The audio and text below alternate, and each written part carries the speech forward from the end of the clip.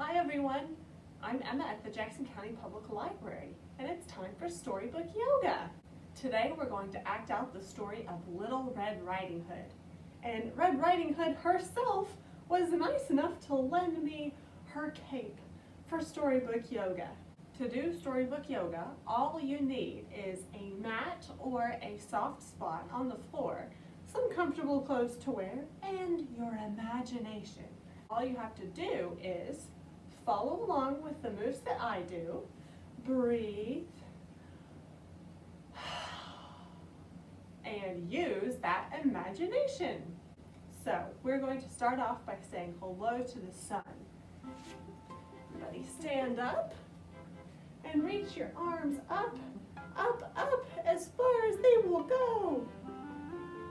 Hello, sky. And reach your arms down, down, down as far as they will go. Hello, grass. Now we look up to see where we're going.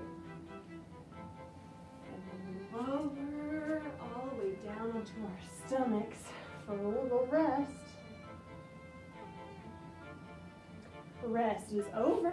Now we look ahead of us.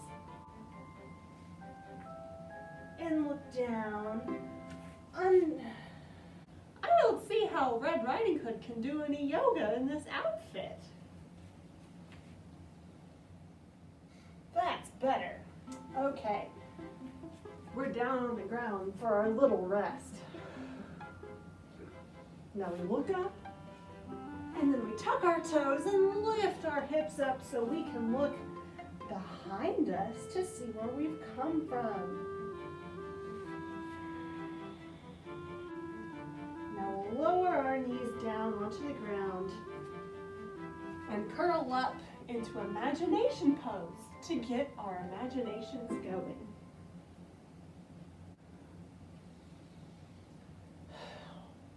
Once upon a time, there was a little girl named Red Riding Hood who lived with her mother in a cabin.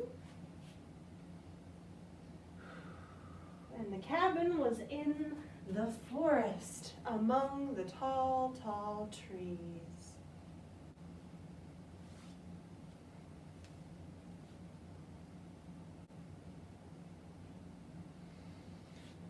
Everyone called her Little Red Riding Hood because she was little, and every day she wore a bright red cape with a red hood wrapped around herself.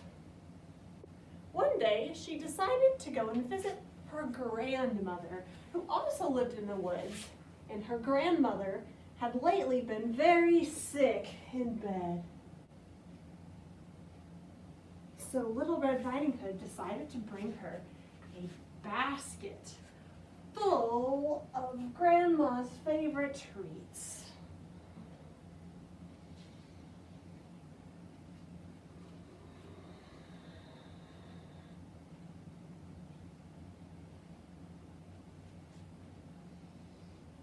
So she put on her cape and set off walking. And her mother warned her to stay on the path. So Little Red Riding Hood was very careful that while she walked, she stayed on the narrow path right in front of her.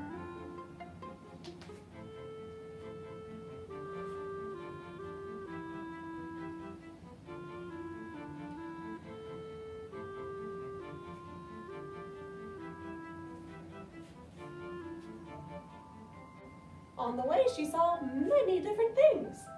She saw birds, and she saw frogs, and she saw butterflies. Little Red Riding Hood also noticed that there were beautiful flowers along the side of the path, and she thought, I think my grandma would like to have some of those. So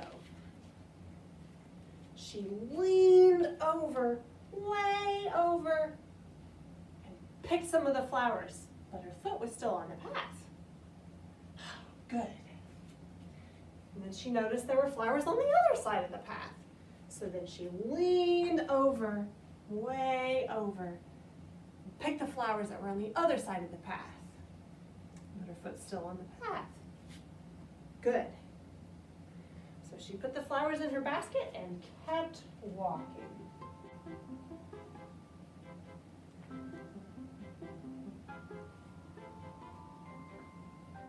After a little bit longer, she noticed that off in the distance, there was a whole field full of beautiful flowers.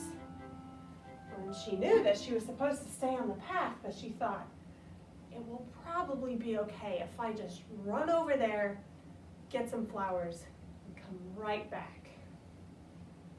So, Little Red Riding Hood ran over to the field full of flowers.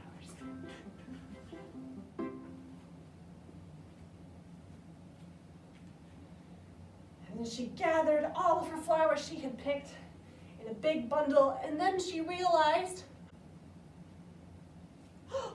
she was lost. Oh no. She looked this way and that way and this way for the path, but she couldn't find it. So she decided to just keep walking. And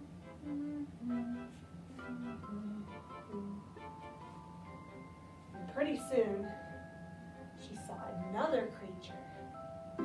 This time, it was a wolf.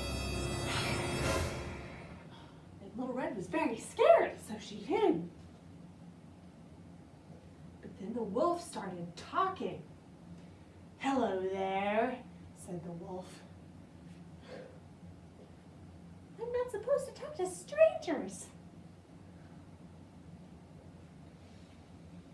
"What are you doing out in the woods all by yourself?" And Little Red thought about it. And she thought, well, I am lost. Maybe he can help me. So she said,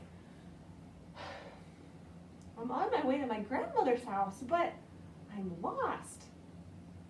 Do you think you could show me the way back to the path?" And the wolf said, "Of course I can. Follow me." So Little Red Riding Hood followed the wolf, and they got back to the path. "Thank you, Mr. Wolf," she said, and she looked up and started off to her grandmother's house. But the wolf had devised a cunning plan.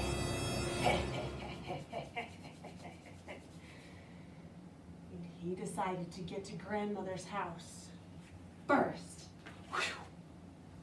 When Little Red Riding Hood got to her grandmother's house, she set down the basket and opened the lid to get out the treats, but then she looked over at the bed where Grandma was, and she said, "Wow, Grandma, you look pretty rough." So she got up to look a little closer, but it was very dark in the cabin, and she said, "Grandma, what big nose you have." And Grandma said, "The better to sniff you with, my dear." And then she leaned a little closer and said, "Grandma, what big eyes you have." And Grandma said, "The better to see you with, my dear." And then she leaned even closer and said, "Grandma, what big teeth you have." And Grandma said, "The better to eat you with, my dear." Because it wasn't Grandma, it was the wolf. Said Little Red, and she screamed. But right at that very moment, in came Grandma. "Hello," said Grandma. "I've been at the farmer's market." Because she saw the wolf too. And so then Red and Grandma grabbed their baskets and they threw all the treats and all of the local fruits and vegetables at the wolf. And the wolf ran away, covered in tomato juice. And Grandma and Little Red ordered a pizza, and they never saw the wolf ever again. Well, everybody, that's it for this month's Storybook Yoga. We have several versions of Little Red Riding Hood that you can check out at the Jackson County Public Library. Just call to make an appointment to come in or to put books on hold. Ninja Red Riding Hood by Corey Rosen Swartz, Little Red by Bethan Wolven, and Little Red, a fizzlingly good yarn by Lynn Roberts about the story If Little Red Had Been a Boy. Bye everybody, we'll see you next month.